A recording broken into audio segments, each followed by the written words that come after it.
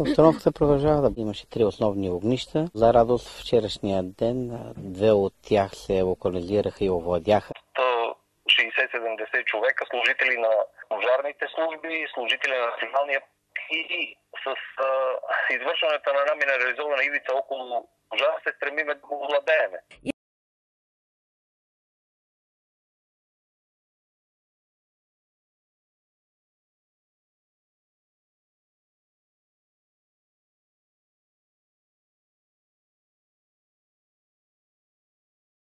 Една гръбна пръска. Се качи само и вече си изморен, не мога да работи.